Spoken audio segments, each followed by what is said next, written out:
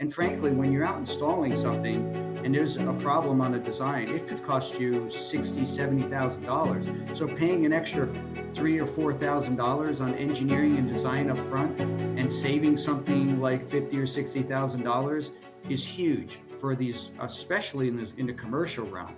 The Clean Power Hour is brought to you by CPS America, maker of North America's #1 three-phase string inverter, with over 10 gigawatts shipped in the U.S. The CPS product lineup includes string inverters ranging from 25 kW to 350 kW. Their flagship inverter, the CPS 350 kW, is designed to work with solar plants ranging from 2 megawatts to 2 gigawatts.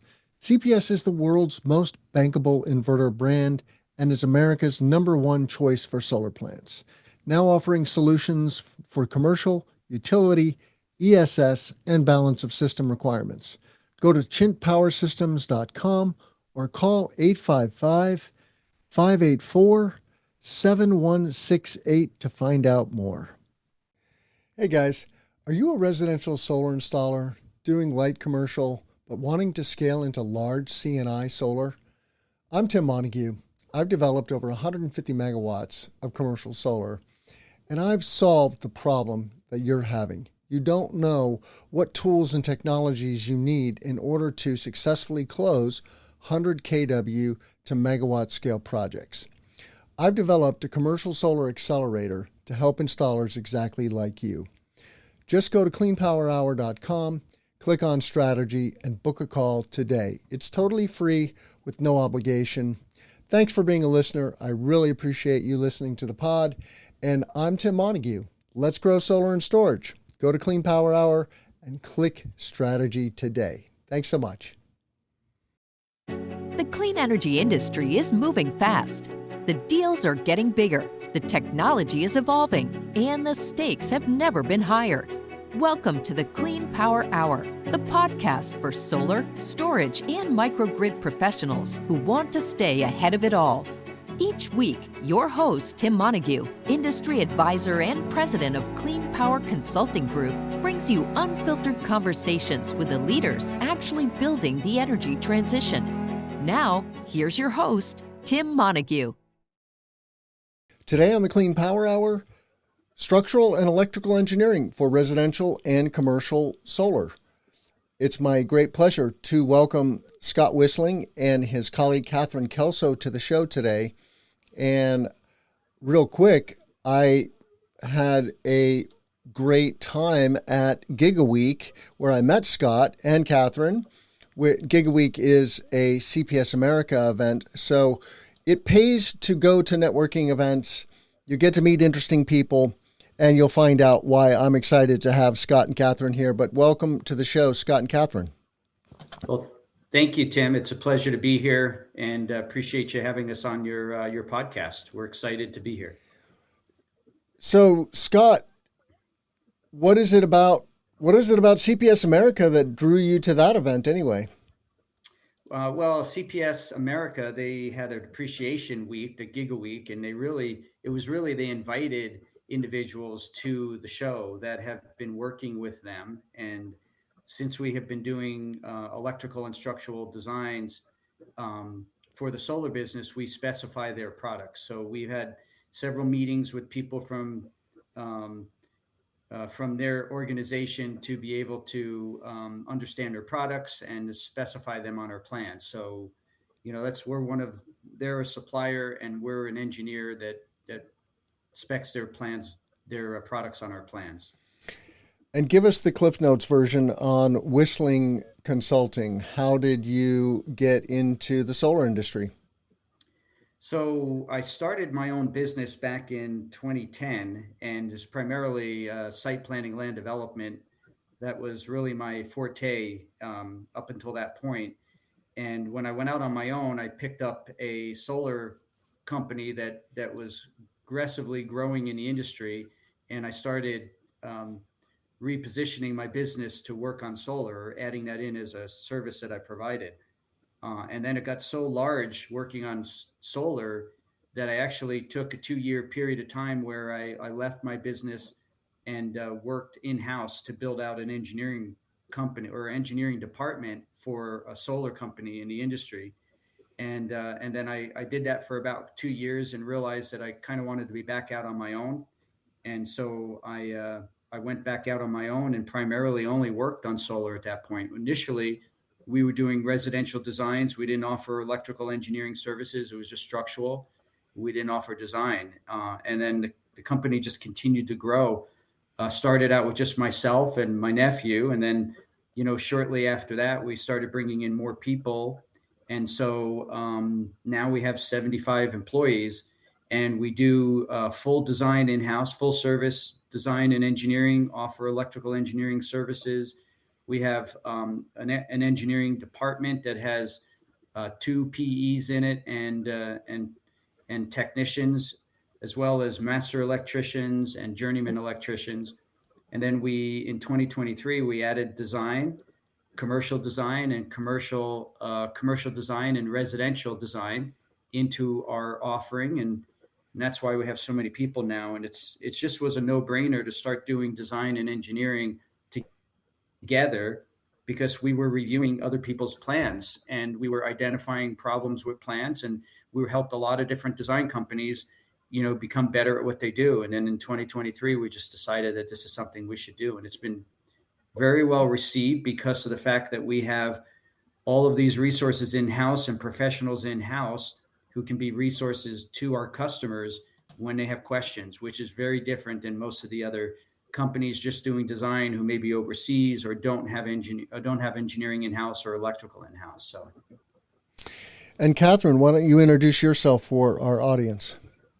My name is Catherine Kelso. I've been in solar for over 20 years now.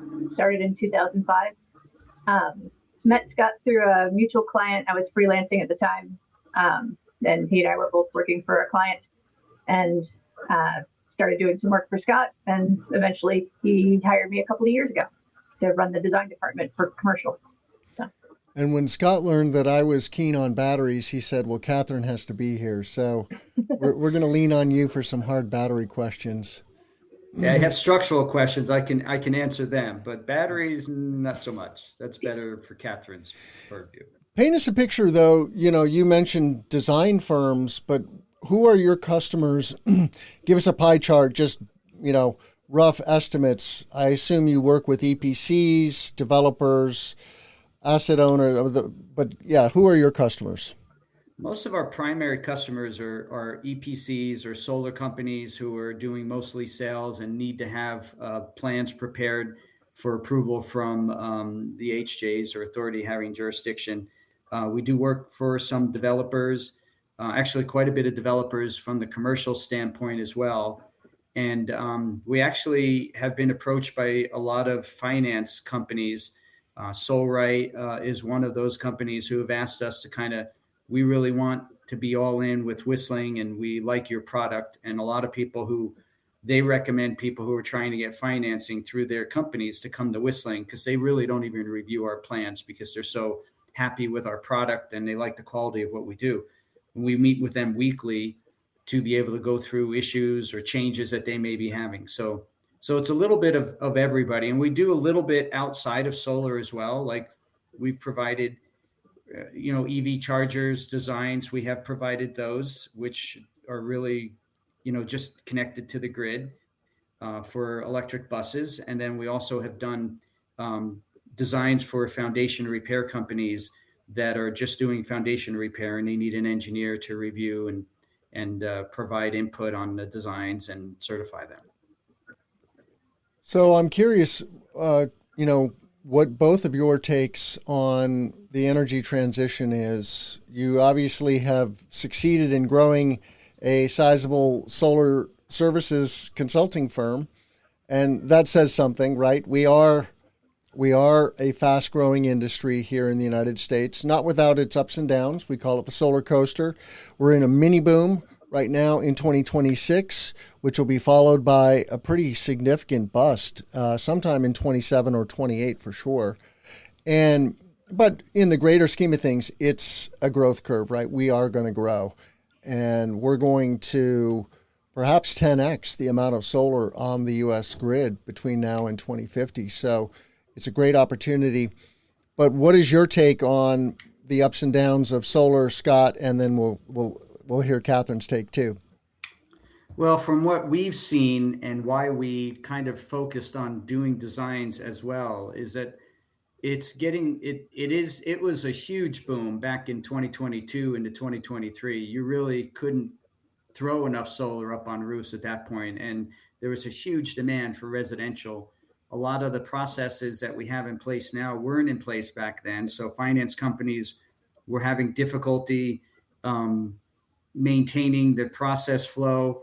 And so we've seen certainly a reduction in the demand for residential. And then obviously you have the credits that are going away, who that went away at the end of the year. And now there's really only PPAs that are you can get credit for. And that's got a limited time as well. And even with commercial, there's still credits available going through, but I think they start to taper off in 2027. So there's a lot of things that are impacting the demand, but I agree with you that the solar coaster is going to continue to go, and there's going to be peaks and valleys on when that coaster reaches the high point and the low point. And we're hoping to capitalize on that as a company, position ourselves so that we are there and provide the services that all of these solar companies and EPCs are going to be looking for when this does eventually take off and as you said, goes tenfold. At least that's my take on it. Catherine, if it's something you want to add to that. It's pretty much the same. There's a lot of peaks and valleys, but overall the trend is up. Just like anything else. If you look at the stock market, it does the same thing. Been through a lot of the peaks and valleys in the 21 years I've been doing this. I don't see that we're going to go bust in 2 years. There's going to be a lot of things continuing it, including the rising cost of energy. That there's no getting around that, and that makes solar more achievable and pencil better.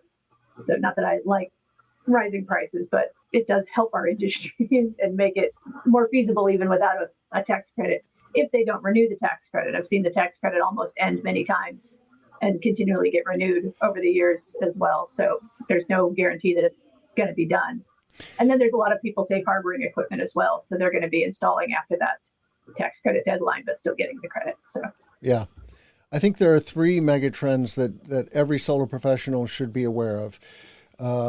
The growing importance of C&I, commercial industrial solar, as residential has waned with the loss of the ITC for residential, meaning for residents to leverage the ITC. There's still third-party ownership that can leverage the ITC for residential, but the importance of C&I, the importance of batteries. We've reached a point in the cost adoption curve where batteries are now going mainstream, and in 10 years, 50% of Americans will have a battery in their home or their business, and it's just another utility, another contraption that adds value to your life. In this case, reducing your power bill, ultimately, and providing some resilience if you're so lucky to have the solar and battery and the hardware. And I think the growing importance of being multifaceted, like you can't just be a solar company. You are battery first in many markets now. You're a battery company that does solar, or you're a solar and roofing company, or a solar and HVAC. And I don't know if Wyssling sees this trend, but being multifaceted, I think, is ultimately very important. I had a question though, and that is, Well, Tim, go ahead. On that point, we have seen a huge transition and consolidation in the industry. Either businesses need to step into these other facets of the industry, like you talk about, like solar companies or roofing companies are now doing solar, and vice versa. Solar companies are starting to do roofing, and then you have solar companies that are doing residential need to add into their portfolio commercial, right? So that they now offer more, and it can be more available to the industry. Even going out and doing service calls. Maybe some companies weren't doing service calls before, and now they need to step in and do that. And you've seen that there's a lot of companies who aren't able to reposition what their portfolio is are actually either getting bought or they're going out of business, frankly. And you've seen a lot of that happen over the past year and a half. And I think you're going to see a lot more of that happening as people move forward. The tough thing is with commercial is that you really need to know a lot more than you do about residential. So you see some of these residential companies like, hey, I've been doing residential for 5 years and there's a market for commercial. I'm just going to tap right into that market. And then they struggle because they don't know the products, they don't understand the technology, and it hurts them. And so we've seen that happen as well. But the great thing about what we do is we'll meet with customers, we'll go over the electrical demands and the evaluation of the system so that they have an electrical engineer's perspective on what they're looking to try and do. And I think that really helps a lot in the industry and will help people be better at what they do. So I agree with you 100% about people taking on more responsibility in the industry and providing more services. And if I asked a good customer of Wyssling Consulting, what is it that keeps them coming back? What do you think it is about Wyssling that differentiates you from the many other engineering firms out there?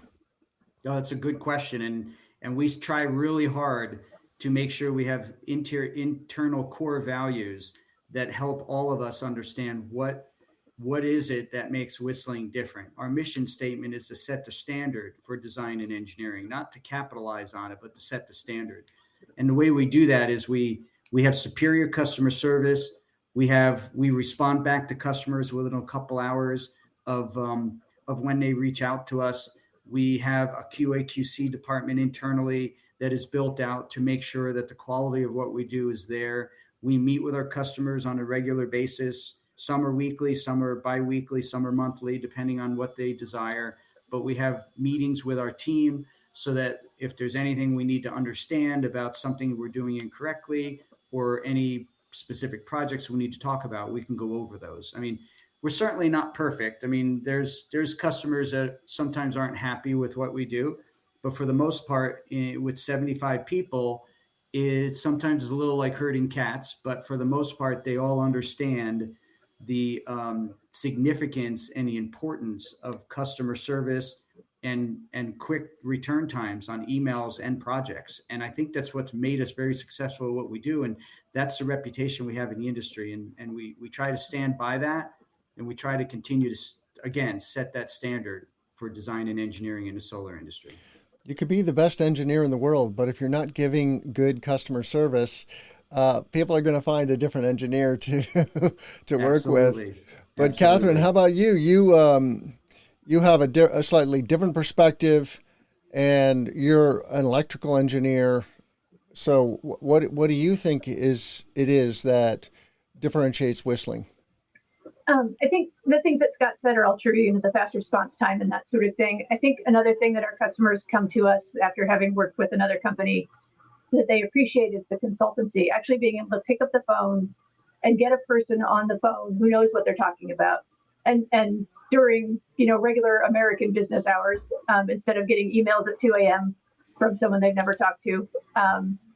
There's a lot of outsourcing that goes on in the business, and, not all of it is bad, but getting a hold of someone who you can talk to is huge for our customers. And, being able to get answers and, highly technical answers as well, not just, any answer or we'll get back to you. But, getting an actual engineer on the phone when you need to is huge. And Catherine, paint us a picture of a typical commercial solar or solar and battery project that you would be working on. Ooh, there is no typical. And that's the fun part. Everyone keeps saying, oh, these will be cookie cutter. And even the things that are supposed to be cookie cutter, for example, a chain of stores that are all built similarly, every project is unique and different. And there is no cookie cutter. There is no same. So we've done projects with just batteries. We've done projects with just solar. We've done projects with both. We've done a lot of really interesting stuff. Like one of the things that's coming up now a lot that we're seeing is older systems that are 15 to 20 years old that are large solar farms that at the time when they were built, they were, amazing. and now their inverters are dying. And we have to find inverters that will work with these old solar panels that can only go up to 600 volts. And most of the commercial inverters are now built for 1,000 volts or 1,500 volts. And trying to match up old equipment with new equipment has been a really interesting challenge that we're seeing. And there's going to be more and more of that as these systems age. And that's something that, people who are just doing standard cookie cutter designs, there's no automated program for this. It's each system is unique and has unique challenges. So, and in the greater scheme of things, how hard is it to integrate batteries into commercial solar design? Very easy. Batteries are, people seem to see them as complicated, and they're not. There's two ways to do it. You're connecting them with the AC output of your equipment, or you have them on the DC side. And it's fun because when I first started in solar, I was dealing with battery-based off-grid systems. So batteries is what I learned first. Solar was what I learned second. So the batteries make perfect sense to me, and they're not really that complicated. I think people a lot of times overcomplicate it. But it also depends too on the manufacturer because every piece of equipment is different. Some manufacturers are very responsive when you try to ask them questions, and others aren't anywhere to be found because they're being engineered in another country somewhere, and they don't have any customer service people that you can talk to. But most of the good brands that are out there, the documentation is there to understand them, and it's pretty easy to add them to a system that's already existing, or as you're building the PV system and getting the batteries in it at the beginning. Either one is very simple to do, really. The Clean Power Hour is brought to you by CPS America, maker of North America's #1 three-phase string inverter, with over 10 gigawatts shipped in the U.S. The CPS product lineup includes string inverters ranging from 25 kW to 350 kW. Their flagship inverter, the CPS 350 kW, is designed to work with solar plants ranging from 2 megawatts to 2 gigawatts. CPS is the world's most bankable inverter brand and is America's #1 choice for solar plants, now offering solutions for commercial, utility, ESS, and balance of system requirements. Go to chintpowersystems.com or call 855-584-7168 to find out more. And Scott, what do you think about quality control and raising the bar, I guess? One of the things I like to really harp on in our industry is we need to produce a better work product. And obviously, some of that starts with the design and the engineering and the selection of products. But give us some perspective on how Wyssling approaches quality control. So we have basically peer review. And just to start off with, quality is super important. And I think that a lot of the customers that we have who've switched over to work with us are doing it because they're just uncomfortable with the issues that they're seeing from a quality perspective when they go out and install things from people who are overseas or who aren't as knowledgeable, or don't have engineering in-house, or don't have electrical engineering in-house. So the quality is super important. And frankly, we are not the cheapest firm in the industry. We are very competitive as far as our pricing. And I've always been of the opinion that I want to be a partner. And if that means I need to look at numbers, to adjust them, to make people feel comfortable, I would do that. But at the end of the day, they're not really looking to try and get us to be the lowest engineering or design firm in the industry. They just want us to be responsive and also have better quality than what they're experiencing now. And frankly, when you're out installing something and there's a problem on a design, it could cost you $60,000, $70,000. So paying an extra $3,000 or $4,000 on engineering and design up front and saving something like $50,000 or $60,000 is huge for these, especially in the commercial realm. I mean, so residential, there's not as big costs when there's maybe a problem on a plan, or maybe you need to adjust one panel here, one panel there. So there's not as big of a cost in those situations. But with commercial projects, you're talking big numbers. Running wiring, if the wire sizes are wrong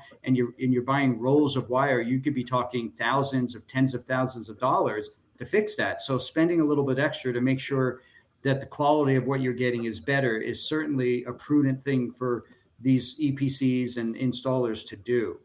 But at Wyssling, we actually implement a process where when someone is completed with a design, it goes to our QA/QC department. They review the project. They do peer reviews as well for projects that are completed. And then we also take a sample of all the projects that we do. Usually it's around 20% of ones that already have been delivered. We'll review those as well so that we can provide feedback to our internal teams if there's something that we see. It may never be an issue on an outset to our customer, but it may be something that, hey, that's not the design we want to see, or maybe you need to tweak this, or maybe that wasn't as clear on the plan. So we're constantly scrutinizing our own designs and our own plans. And we also have a database where we keep track of utility information, HJ information. And I would like to think, because we're one of the largest engineering solar design and engineering companies in the industry, our AHJ database is probably the most up to date and most complete because it's dynamic. We update it every day that we learn something from an HJ or something from a utility company. So having that information, which is available to all of our customers through our platform, they can access that, is huge to be able to make sure that we have good quality of the products that we do. And then it's frankly just hiring good people. We're not looking to hire people who don't have any experience and just throw them into doing designs. We're looking for people who have electrical background. We're looking for master electricians, journeymen who are doing most of our designs because they have that experience and background and can provide that experience to our customers. I think of there being pressure from the top to get the work done faster. Like I said at the top of the show, there is a boom happening. There is a rush to capture the ITC before the end of 2027. And I mean, right now there's a rush to safe harbor before July 4th. It's a both and. And so there's a push on get stuff done fast, but then you also have to maintain very high quality standards, because if it's not done right, there's going to be problems that percolate into the construction work, and that's going to be very costly. How do you moderate that tension? Well, we have to be adequately staffed, right? So Catherine's group has 22 people in her group. And so we try to deliver things within 5 days, 4 to 5 days. We try to turn a project around. And we can only do that when we have efficient individuals, where we have a leadership in place to be able to make sure that when they have questions while they're doing design, they can ask people. So we've successfully done that with the staffing that we have, with the experience that they have, with the leadership that we have in place. And I think that really helps a lot when people are looking for fast designs and in good quality. So, a lot of times you say you want good pricing, you want fast turnaround, and you want good customer service. And a lot of people say pick two of those three, because you can't have all three of those. But I frankly can say that we do provide all three of those, right? And maybe we have pricing is a little bit higher, but I guess that you would probably expect to pay a little more for a better product and a better customer service, right? And people do expect to do that, and they have been doing that. But the one thing that's important when you look at these firms that are out there now, even engineering firms, we're an engineering firm that is owned by an engineer. We're not an engineering firm that's owned by a sales rep or by a marketing individual. And a lot of our competitors, they may have engineering, but the engineer that they're using isn't involved in the day-to-day operations. They're operating the company as if it's a marketing company, and they don't understand the seriousness of making sure that your designs are correct and how that affects people and how it affects the public if things aren't done correctly. So even the company I worked for, where I built out the engineering department, they were owned by salesmen. And they would say, hey, we need to approve this project. And I'm like, this is not a safe situation. And they were like, I don't care. We need to get our quarterly numbers and we need to push it forward. And that's very different here, because all of the engineers who work here, they respect the fact that the company's owned by an engineer, and that I take serious the oath that I've made as an engineer to safeguard the health and public safety, and make sure that our designs are going to do that. So I think that's important to note as well too. Yeah, and when it comes to batteries, safety is a big consideration. I, just had a conversation with a former fire chief from Kern County in California, where they have a lot of batteries, and he's been involved in some very big battery projects. The NEC and the NFPA compliance issues are constantly changing. Catherine, I'm curious, when it comes to battery safety and meeting code requirements, what are your thoughts about that? Yeah, IFC is a lot of fun.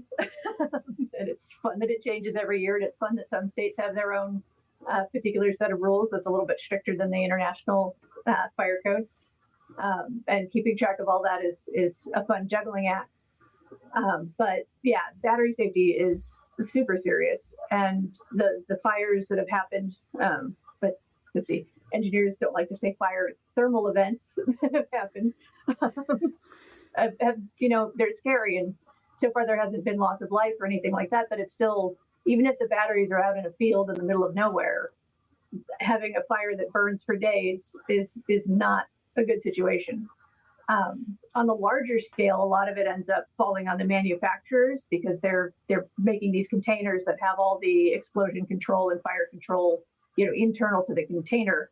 So you're trusting that manufacturer to have everything in place. When you're talking about smaller systems, small scale commercial or residential, now we're the ones in charge of that, making sure that the building, if we're going to put it inside the building, which I always recommend to my customers not to put the batteries inside the building.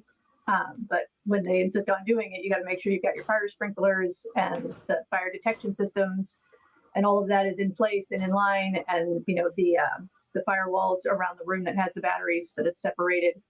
Should a fire break out, there's more time to get the people out of the building before it spreads. Especially the lithium battery technology that's out there, it's not like super unsafe, but it's not super safe either. It's, the thermal runaway is real. I'm curious if both of you could comment on how much freedom of choice do you have when it comes to equipment selection? Because like anything, there's good, bad, ugly. And you obviously are putting your name on these designs and the quality of the individual products. This is the racking, the modules, the inverters, the switch gear. Yeah. What level of control do you have? It depends on the customer. We run into situations where we say, okay, this probably isn't the best brand to be using, or are you sure this is UL listed, even if it's a really off name foreign brand? And okay, so you've already bought it. Well, okay, maybe we're kind of stuck with it. If we can get the right documentation that it's at least, been tested by a nationally recognized laboratory, we can kind of feel somewhat safe that it's got all the correct things it needs for safety. But there are some products where we'll actually just say no to. We will not design with that. We will not certify anything that uses that product because we don't feel that it's safe for whatever reason. Scott? Yeah, and our customers will then they'll either go someplace else to maybe another firm that maybe doesn't have the same standards that we do, or they'll take our advice, because that's really what they hire us for. And they'll say, okay, well, what product would you recommend? And then we would give them products that we would recommend and that we're comfortable certifying. At the end of the day, when I put my seal on the plan and when Catherine puts her seal on the plan, we're ultimately legally responsible.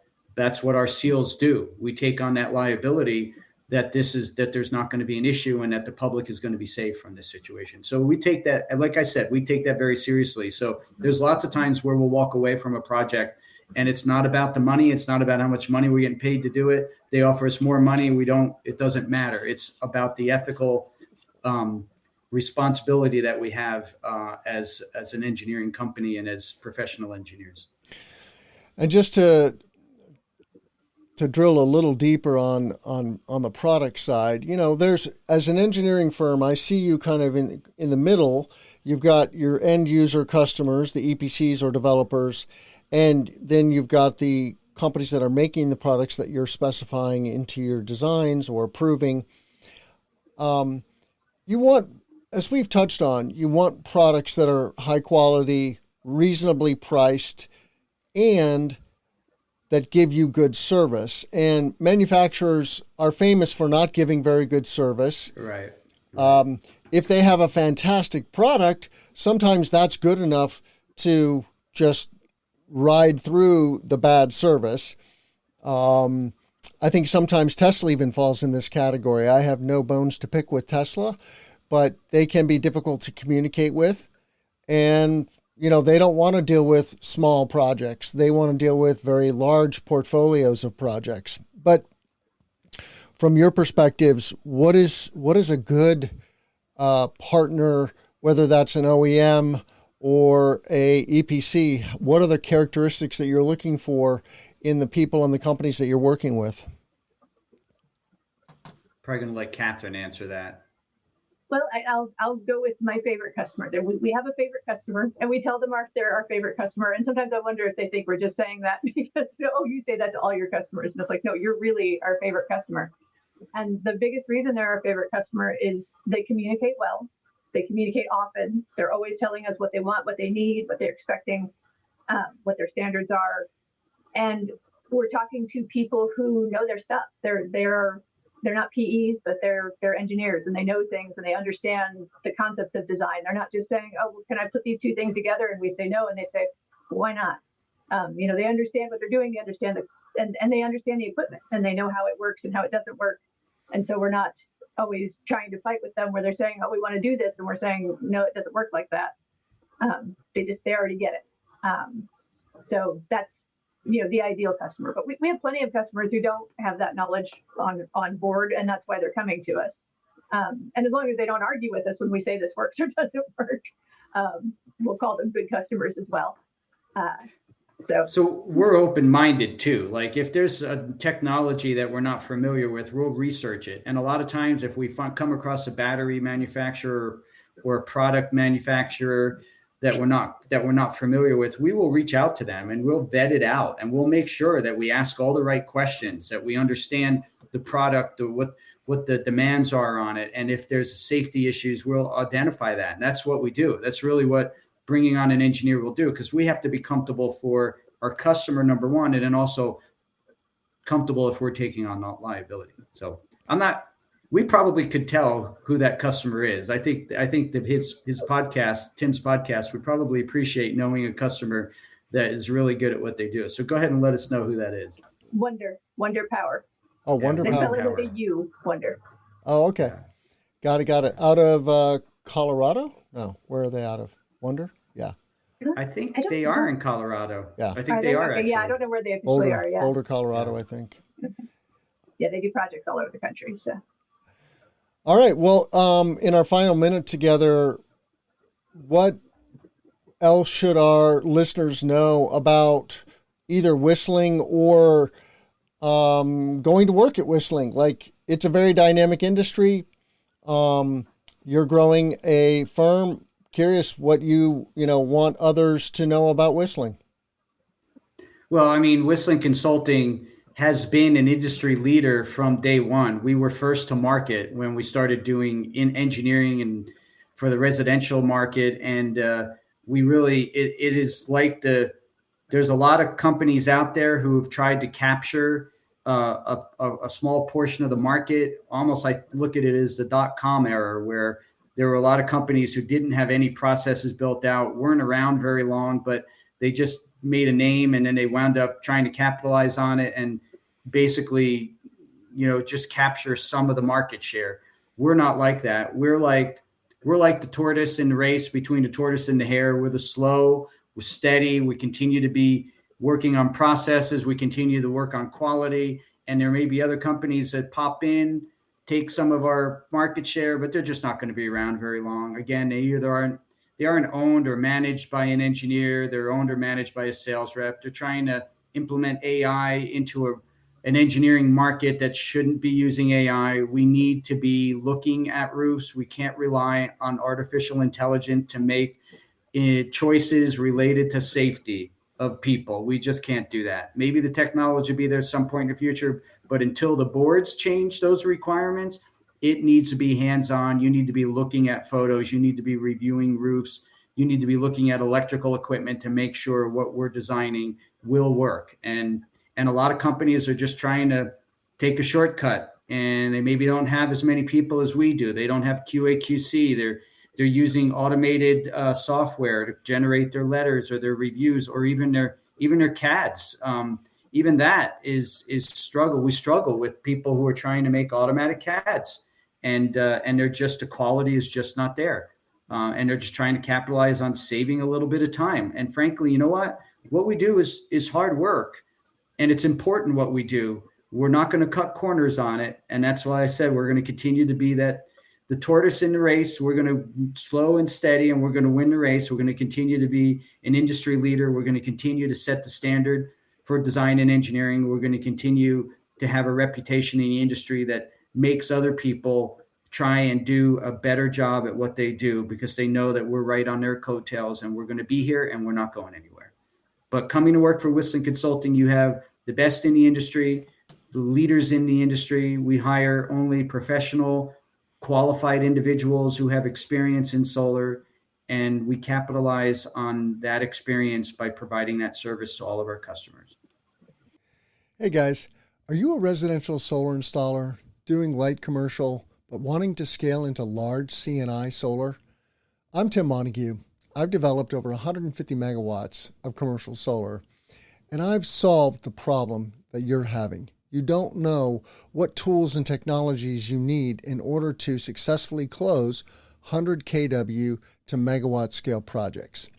I've developed a commercial solar accelerator to help installers exactly like you. Just go to cleanpowerhour.com, click on strategy, and book a call today. It's totally free with no obligation. Thanks for being a listener. I really appreciate you listening to the pod. And I'm Tim Montague. Let's grow solar and storage. Go to Clean Power Hour and click strategy today. Thanks so much. Check out all of our content at cleanpowerhour.com. Please tell a friend about the show. That's the best thing you can do to help others find this content. And reach out to me on LinkedIn. I love hearing from my listeners. I also love meeting people at trade shows. I go to all the regional RE events, ACP, Intersolar. I'll be in Chicago twice this year for Intersolar and RE Plus Midwest. So please reach out to me and connect with me. Scott and Catherine, how can our listeners find you? Best way to get a hold of us, you can go online and search for Wyssling Consulting. It's WYSSLING Consulting, and our emails are swissling@wysslingconsulting.com and ckelso, Kelso, CKELSO @wysslingconsulting.com. And you can find a number, but it's a number that goes into a voicemail system. So better to email us. Best way to get a hold of us. I want to thank Scott Wyssling and Catherine Kelso for coming on the show today. And I look forward to seeing you at GigaWeek next year. Sounds good. Thank you, Tim. It's a pleasure to be on your show, and it's been a pleasure to get to know you and your company. I'm Tim Montague. Let's grow solar and storage. Thank you so much. The Clean Power Hour is brought to you by CPS America, maker of North America's #1 three-phase string inverter, with over 10 gigawatts shipped in the U.S. The CPS product lineup includes string inverters ranging from 25 kW to 350 kW. Their flagship inverter, the CPS 350 kW, is designed to work with solar plants ranging from 2 megawatts to 2 gigawatts. CPS is the world's most bankable inverter brand and is America's #1 choice for solar plants, now offering solutions for commercial, utility, ESS, and balance of system requirements. Go to chintpowersystems.com or call 855-584-7168 to find out more.